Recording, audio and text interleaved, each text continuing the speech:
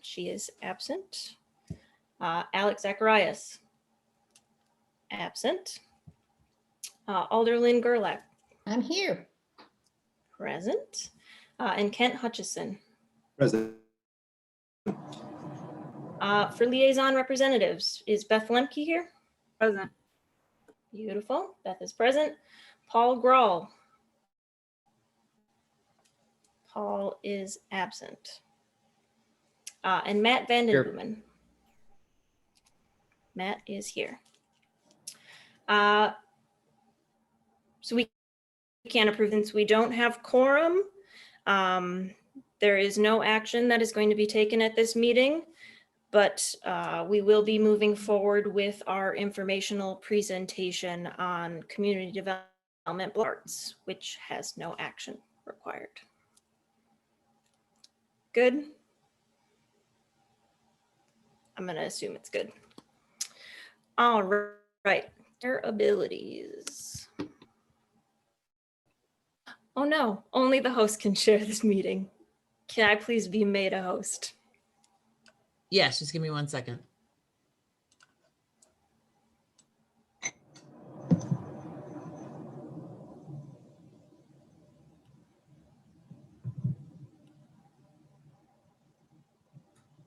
Laura, here comes Alex Zacharias. But now I just canceled all the action things. Well, now that you have quorum, now you have to act. Okay. Yes. Rewind. Rewind.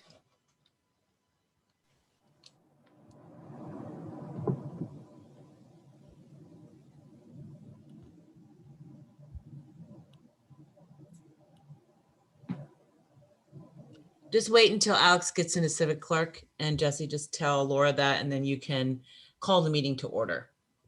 Excuse me, do I need to be in civic clerk? I didn't log in. Should I do that? Yes, you should. I will do it. I got my new tablet yesterday. Hi, everybody. So, Morning. am I good, or what else do I need to do? I think I'm good. You're Are good. you logged into Okay. civic clerk? We Alex? need you to log into Civic Clerk. No, I didn't. Hold on. Okay. And then also Kelly is not present, so you will, welcome to the meeting. You're running it. Welcome to the meeting, everybody. It's 8:17. Good morning. First thing, I don't have anything in front of me. What's next? You can get Oh. set up in civic clerk first. Yeah, just log into Civic Clerk. Are you able to do that, Alex? I'm trying. I'm not having luck here. My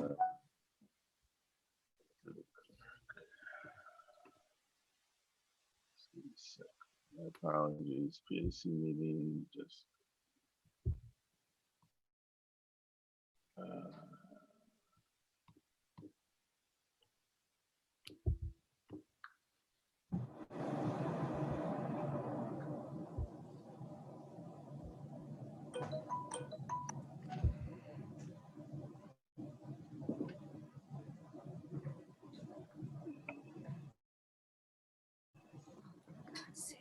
I'm gonna go into this.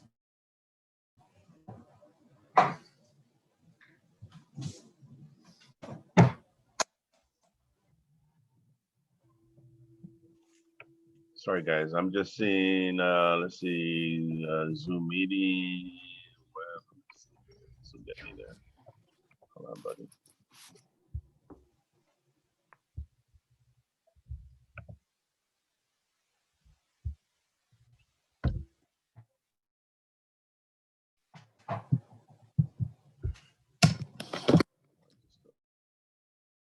That's just. I walked away. Is there something you need me to do? I'm just trying to find the civic login here. Oh, Jesse, can you just mark Alex as present and participating in the meeting? Sure, no problem. Thank you.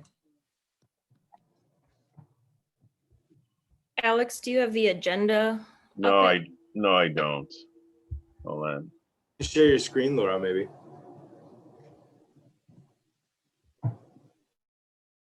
will get the agenda up Yeah. on my screen.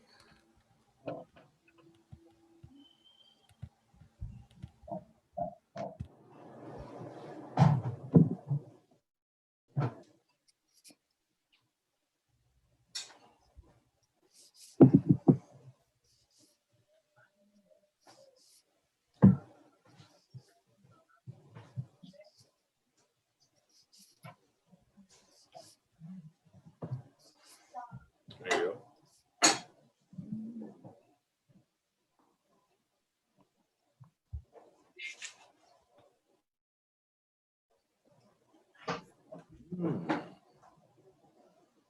Sharing the agenda now.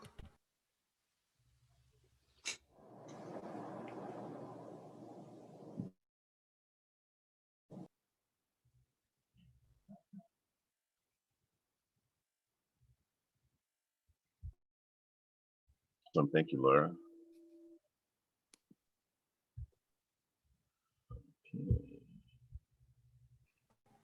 I realize I have to unmute myself, otherwise I won't be able to do it again. All right. We are ready to rock. Alex, if you would like to take the Okay. lead and go over the agenda information. All right, it's Wednesday, November 25th. Welcome, everybody. The first thing is roll call. Kelly Strickland can't join us today, so as vice chair, I'm proceeding the meeting here. Alderman Lynn Gerlach, Here. Ken Hutchinson, Present. Matt Vanden. Here. All right, hold on a sec. I don't see everybody's name on here, Laura. Hold on a sec. Sally Eveline? It'll just be on the agenda Okay, that I have shared.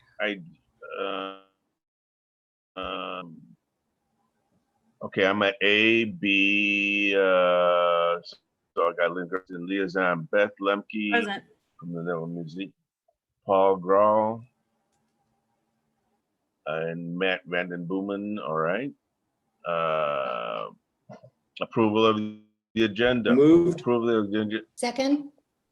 all right. Approval for the minutes for August. So moved. Wait. You got to call Alex. You need to Oh. call all those in favor, say aye after Oh. the move. Right.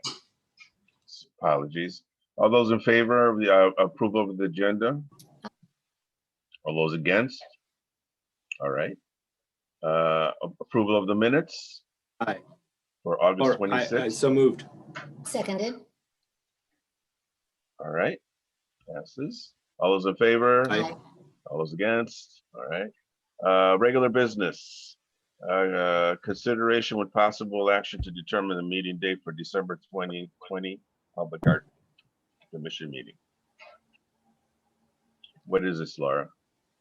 So now that we have quorum, we can actually action on some things. For our December meeting, I know I had sent out a request for preferences for this meeting, just because our meetings kind of butt up against those holidays that occur in those months. For our December meeting, it's set right now to take place on December 23rd, which is the day before Christmas Eve. I know that the holidays look different this year, so it was recommended that we push it up to December 16th. If we are going to hold that December meeting.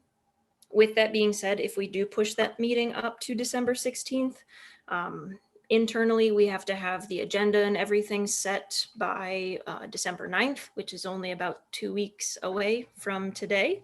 And I just don't know if we're going to have any actionable things occur within that time that would even be necessary for us to meet in December. So I'll make, I mean, assuming that something does pop up, we could just put it on January anyways if we do cancel December, correct? Correct. Do we have to approve this? Kent, you just made a suggestion. Anybody want to second that? Well, Or how does that? if that's the case, then I move that we cancel the together. And if there does if there are some agenda items that need to be approved action-wise, we just move them to January. I'll second that. All those in favor? Aye. All those against? All right. So moved. Next on the agenda, the regular information presentation of community development block grant funds and arts. So I didn't have any action items, well, aside from the meeting. I didn't really have any action items for you guys today, but I wanted to meet and touch base since I kind of canceled our October meeting. So today I'm gonna give a little presentation on community development block grant funds and the arts, just because we're kind of wrapping up a lot of those block grant projects this month and this year yet, which we kind of were thrust into initially, but we're also most likely going to be dealing with more of these block funds. So I think it's just a good opportunity for us to kind of dive into block grant funds and what they are, so that we have a better understanding of what they can do for us. Because at the moment, we've just kind of been, it feels kind of like we're behind the 8 ball, and we're like, oh, we have these money and we need to make art happen with it. So we've done great things, but I think there's further ideas that we can explore. So can everyone see the slide, I'm assuming? Yes. All Yes. right. Here is my presentation on community development block grant and the arts. Okay.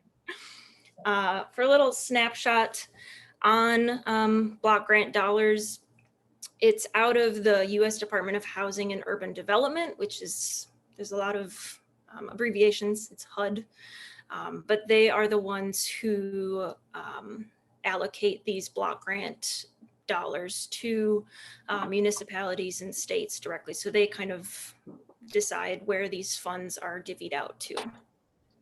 Typically, activities that the block grant dollars fund is brick and mortar construction, capital improvement projects, and general services to the community. They also, basically HUD really works on ensuring that there is fair and equal housing opportunities for everyone. So a lot of their projects that they work on, not just block grant, but general, is focusing on providing housing and community development assistance. Block grant dollars is just one way that they provide that assistance.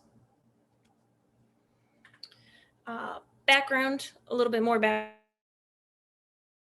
block grant dollars. It was established in 1974, which is actually one of the oldest programs that HUD administers.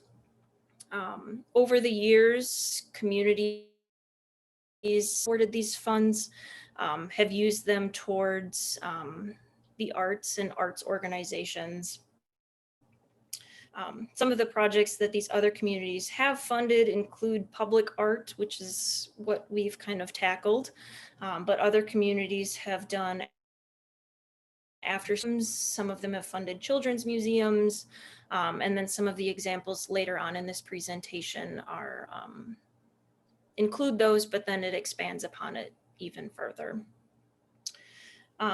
Basically, there's 3 different funding methods used to distribute these funds. HUD allocates different communities. So there's entitlement communities, there's state administered block grant funds, and then rural housing and economic development is another category. I'm not going to go over this state and rural housing and economic development because Green Bay is an entitlement community. With these different funding methods, each community has certain eligible and ineligible costs. that are applicable. So since Green Bay is an entitlement community, here's a little bit about entitlement communities. This method provides annual grants to these communities that really contain a population of 50,000 plus.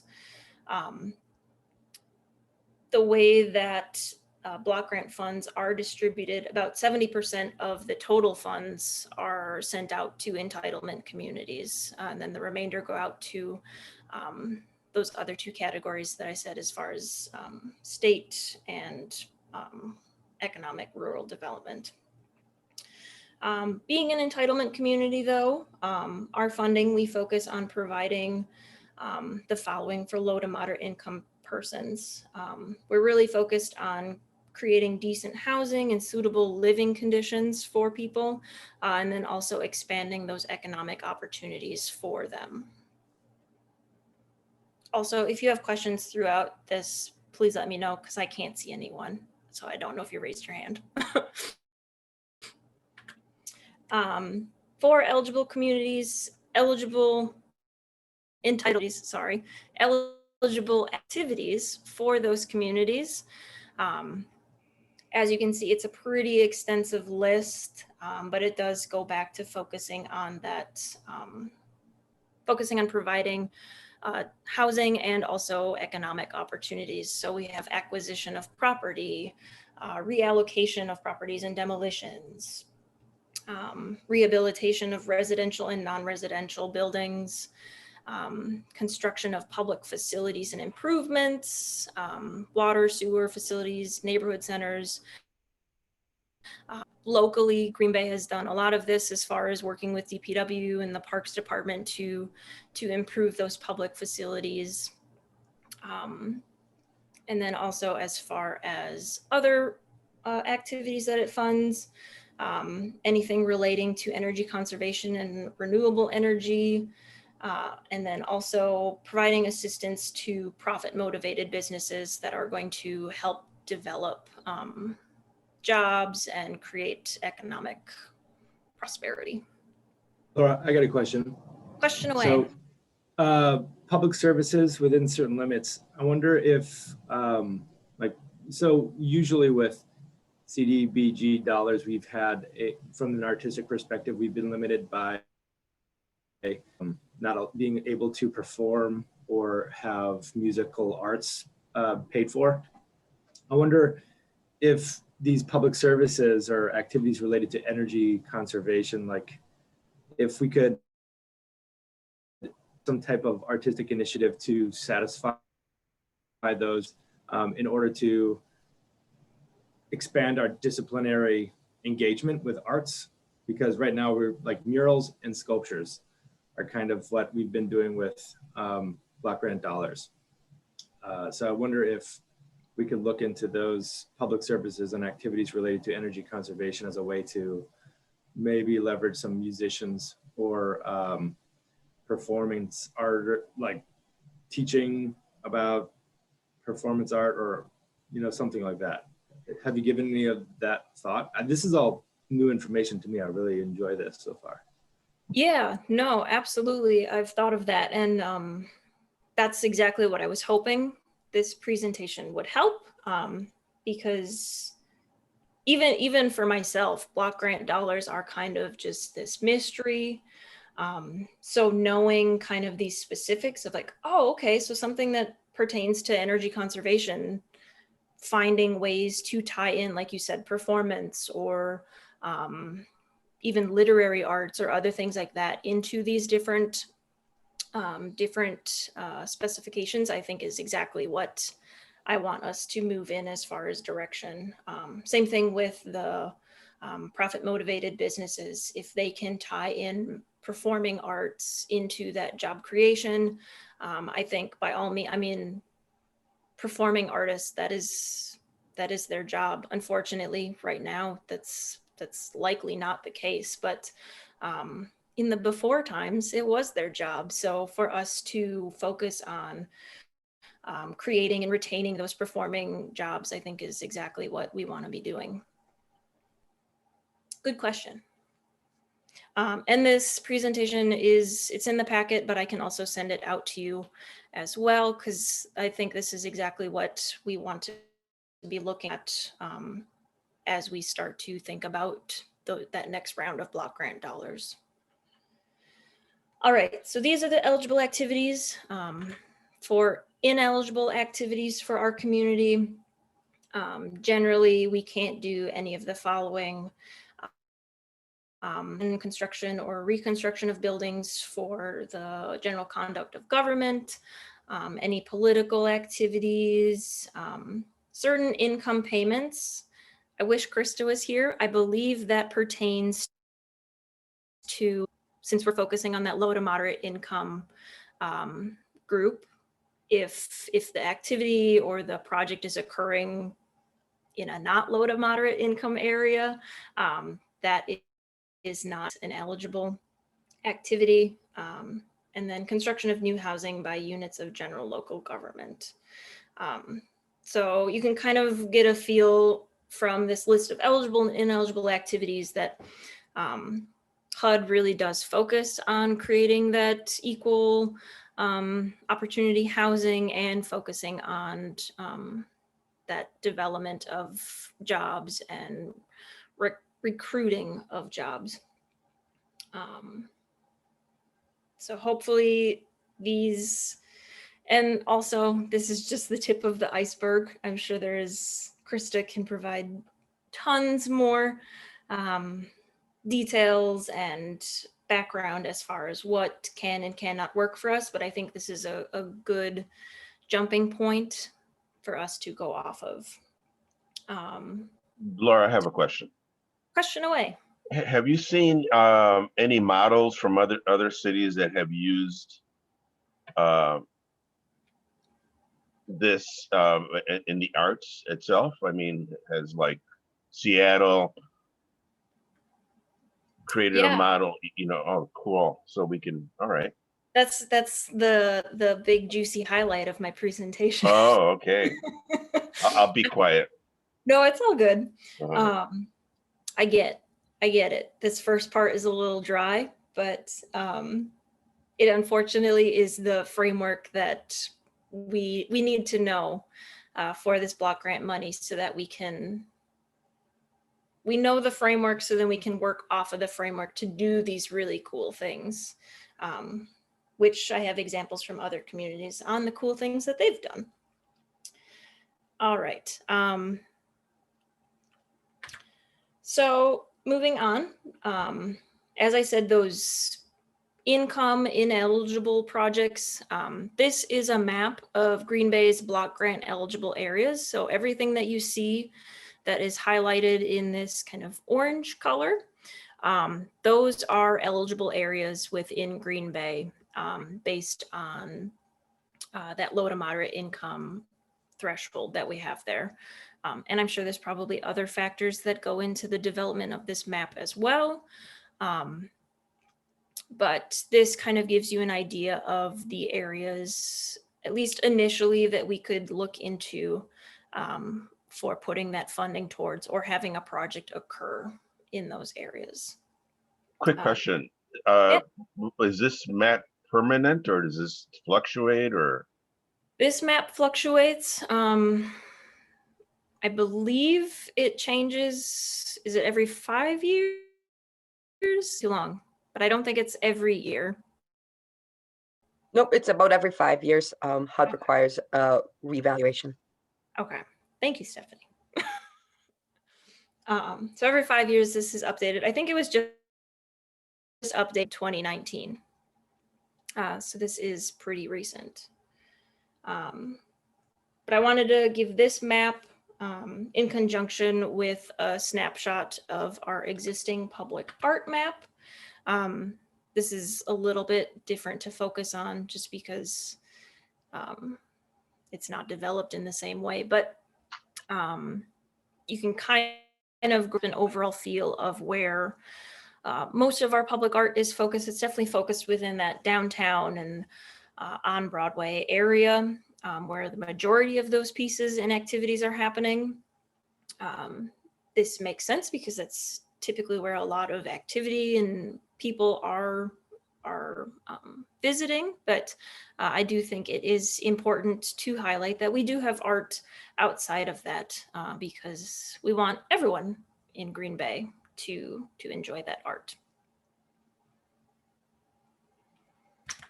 Now, the moment you've all been waiting for, examples from other communities. In Salt Lake City, they have used their funds for a number of arts programs, but typically they'll do an annual commissioning for public art.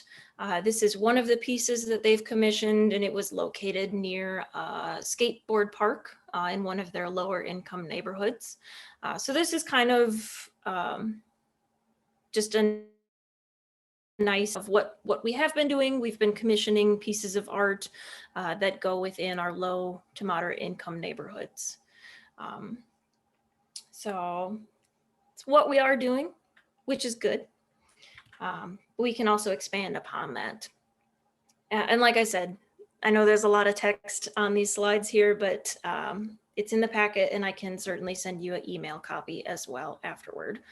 But basically the highlights from Fairfield Arts Council in Fairfield, Connecticut, they received $10,000, and with it they were able to do a variety of programs for seniors and groups within their community. Their Fairfield Arts Council actually worked with their local elder center that was specifically for disabled seniors. And they had an artist residency for these seniors to make artwork. And also on top of that, they also held programs at their local homeless and transitional housing center where participants were able to take part in writing workshops, and others were able to work on a mural, which you can see right there. So this, I think, really expands upon that. Yes, permanent art has been created, but there really is, I think the highlight of this project is that programming that occurred with those disabled seniors and that homeless population, I think is really the highlight of this project, and something that we should be striving for as far as targeting our underrepresented communities. Continuing on, Somerville Arts Council, they were able to use their funds to assist with the summer and after school arts programs for underserved youth. They have two programs that they hold. One of is their Art in a Garden program, which is actually run through their Parks Department. It's a 6-week summer program that takes place in one of their community gardens. It focuses on combining that art and environmental science, which is exactly what Kent had proposed earlier, combining art and science to make it an eligible expense. But it's a free program for low-income families, and in addition to providing this arts program, we're also able to provide breakfast and lunch for these participants, which is fantastic. The second program that they have, which is the image that you see, is their Mystic Mural project, which actually hires about 8 to 10 teens from their local housing project. This program runs for 6 weeks also through the summer, where their teens explore environmental issues, actually focused on a river within their community. And then in addition to learning about that river, they also learn about murals and designing murals. So then every summer, these youth kind of expand upon that mural, which is located near their housing development. So once again, it's really combining arts with the environment and those low to moderate income populations. I don't know about you, but I love this mural, and I think Somerville has really kind of knocked it out of the park. And then the last example that I have here is from the city of Fort Lauderdale. They use their funds to support artist workspaces. They were actually able to provide 37 units of artist workspace within the area. I'm not exactly, I don't know the full details on these workspaces, whether they acquired property or whether it was in partnership with a business that was able to provide this workspace. But essentially, I think this program, I think the highlight of it is that it is providing those workspaces for artists to continue their jobs and retaining those artists as actual jobs within that community. So those are the examples. Some more, here's some links if you're looking for more information, but I'm also all available to talk with you guys. And I'm gonna stop sharing my screen now and we can talk. Wow, this is great information.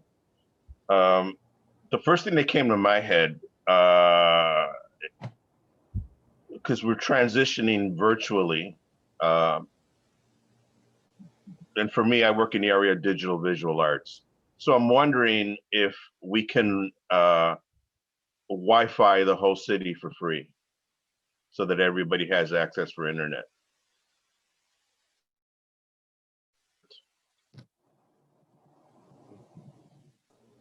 I like that idea very much. Also, as always, I mean, I don't know if you noticed, but I'm not an expert on block grant dollars. I just knew the brief things on this presentation. Krista is definitely the block grant guru and would be able to give us more information on that. But I do like that focus on our world is transitioning even faster than we imagined it would to a digital platform, and having access to the internet, not just for art, but to be able to look up jobs and to write up resumes and other things. I think that is a very good suggestion. Because that's the at the Boys and Girls Club, that's what we're trying to do, is how do we stay connected? And a lot of these families just don't have access, to a computer or just access to the internet itself, to Wi-Fi. So if we could that way, then maybe we can do more community-like activities because we can connect finally, virtually.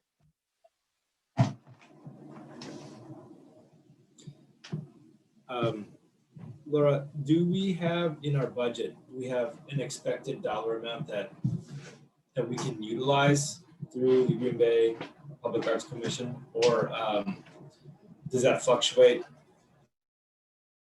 Or like, I wondered if you could give us some insight on that. Yeah, and sorry for not mentioning it at the beginning. That would have been helpful. So for this previous one, we were allocated, it's come in dribs and drabs, but we were initially allocated 25,000.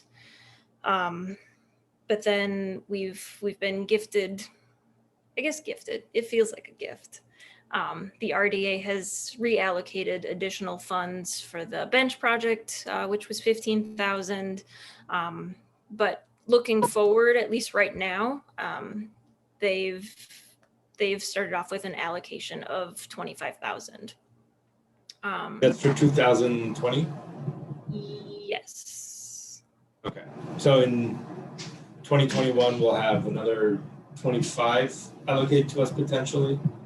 Potentially. If the RDA is enjoying what we are doing, it's definitely not an expected yearly fund.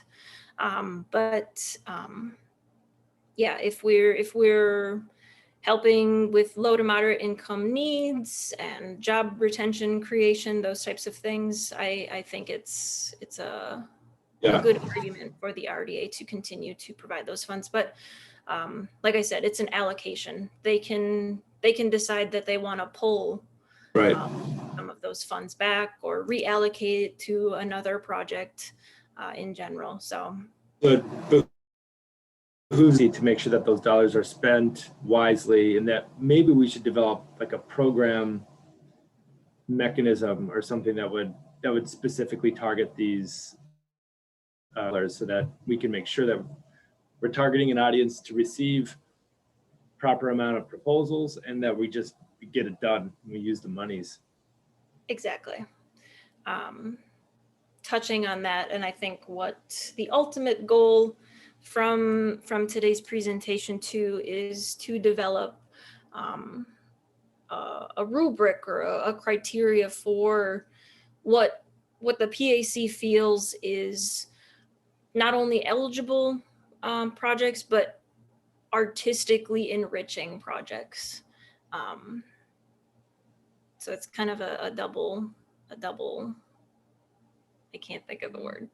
We need to meet both of Right. upholding artistic excellence and also still being eligible expenses for those funds. That's easy. Yeah, and your presentation was great, and it really expanded potential that I had framed in my head for what block grant dollars could be spent on. So I think an idea that so how do we outline community block grant dollars with like a very direct list of eligible projects. So it would be murals, sculptures, but then all those other things like the working with a community development, entity, like for people who are less represented in the Green Bay area. There's lots of groups that I think would be willing to work out projects that would be, working with a community organization group, but then also pairing with artists, and maybe they got artists within their entities themselves. But I don't think we really have a document that outlines those eligible projects very well yet. So this project, this presentation that you did really helped move that along. So that would be my suggestion, is that we create a document that outlines potential eligible projects that also highlight different disciplines. So painters, sculptors, performance artists could do this with entities, literary artists, digital graphic design artists could potentially help here. What do you think? Or Alex? I was going to say, I'm just trying to, for me, I'm trying to anticipate some of the issues that's going to be coming at us, mental health. So how does the art work with mental health kind of programs for all ages, all groups, so for me, issue about mental health is lack of connection. So that's why I'm reemphasizing everybody having access, at least virtually. So that's my big priority.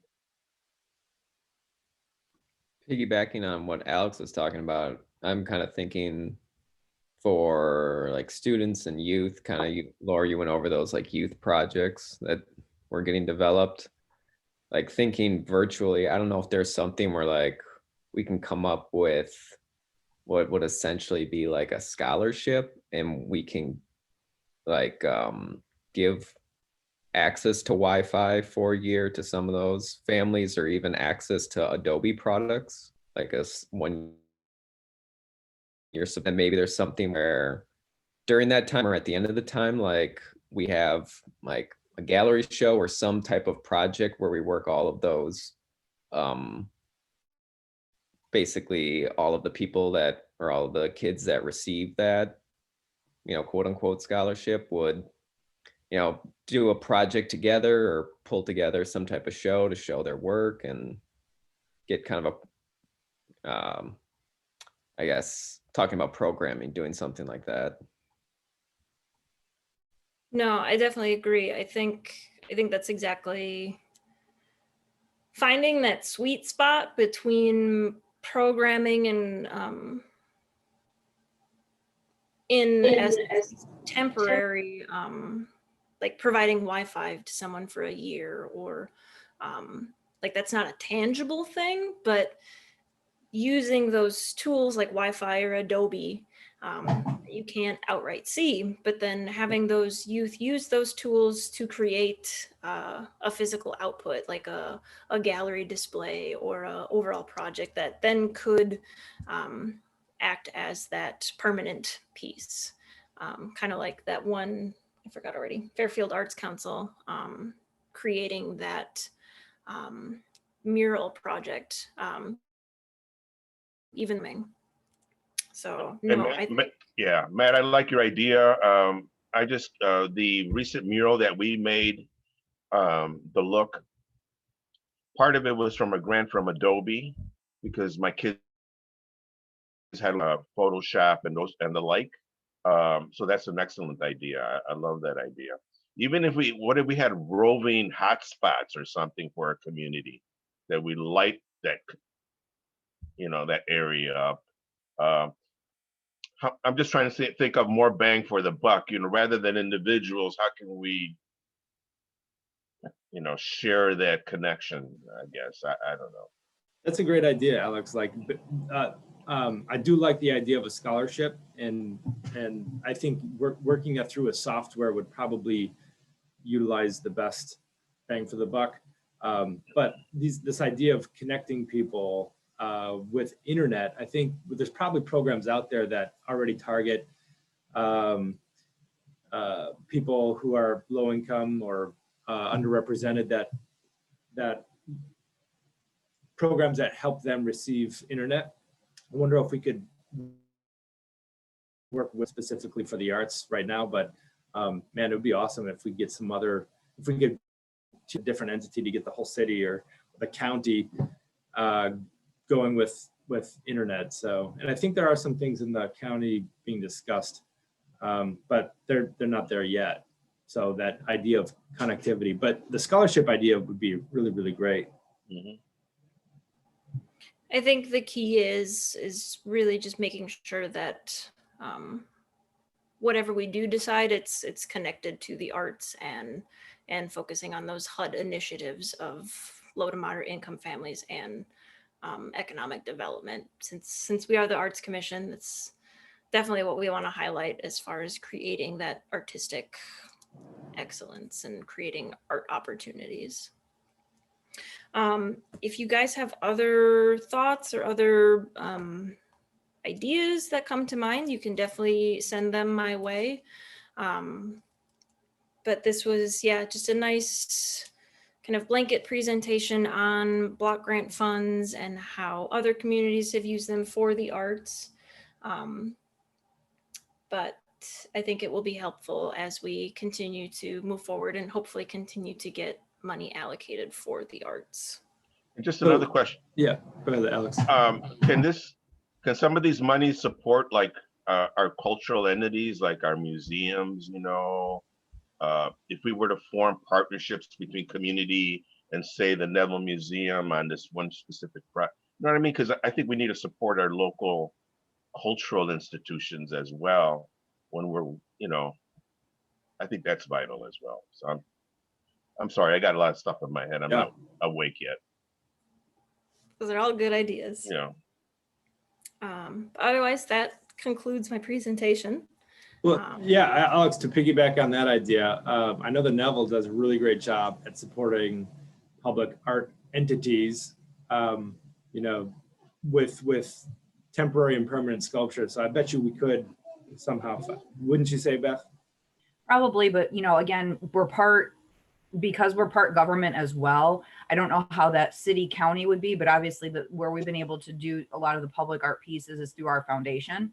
Because our foundation director, Kasha Huntowski, is very, understanding of what we're trying to do. So I'm sure working with kind of the government system, Laura, I'd be happy to figure out if there's a way, but the county side of it might not.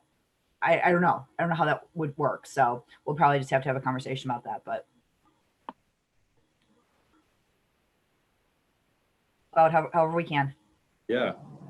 I had one more question, Laura. So moving forward, we having some type of document or something that outlines that might be accessible on our Facebook page or on our, you know, because I mean, 25 grand is a decent amount and we could really get some projects moving down the road, but it just seems like we don't have access to those dollars and people don't know what's eligible for those dollars. So if we could really easily make those for people, I think that would be helpful. Also like a project, like we have the rotating arts program that didn't really, it's kind of, I don't know, but is a little bit in hiatus for a while.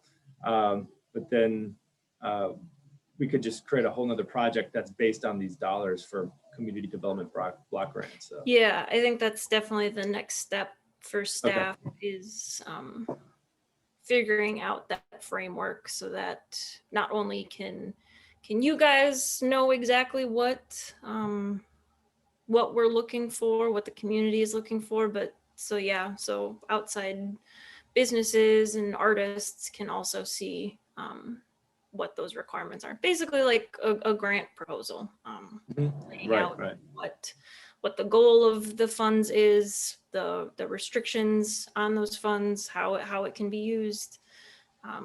That internally. That was an awesome presentation. Thanks. That was Laura. great. That was worth waking up for. I hope so.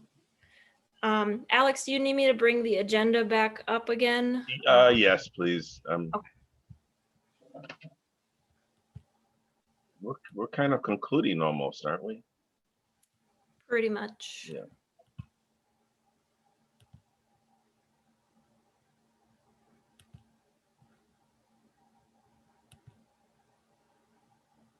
I'm really excited about this idea. So we're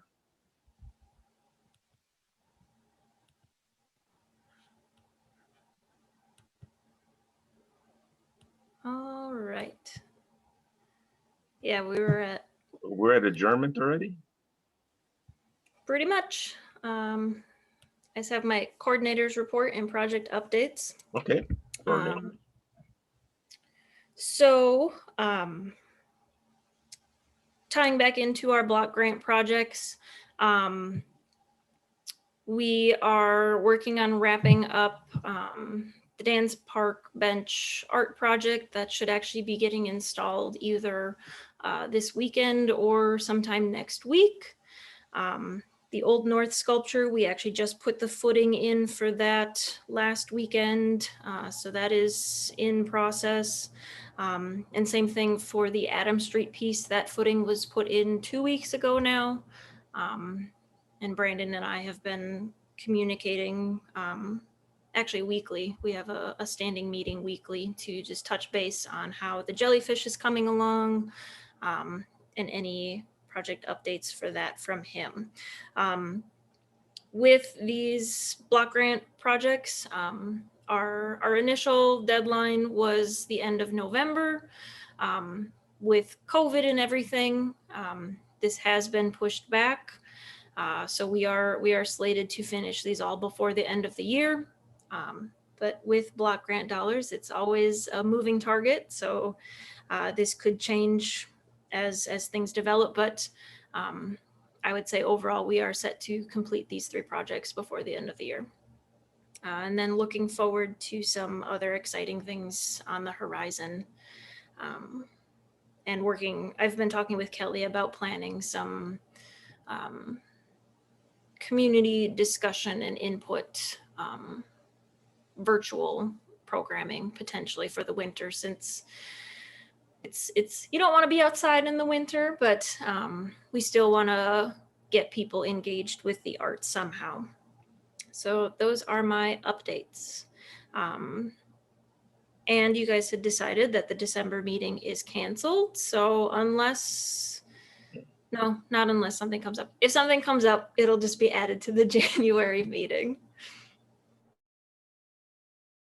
Okay. Is that it? That is it. We just have to move to A motion to adjourn. Second? In favor? Aye.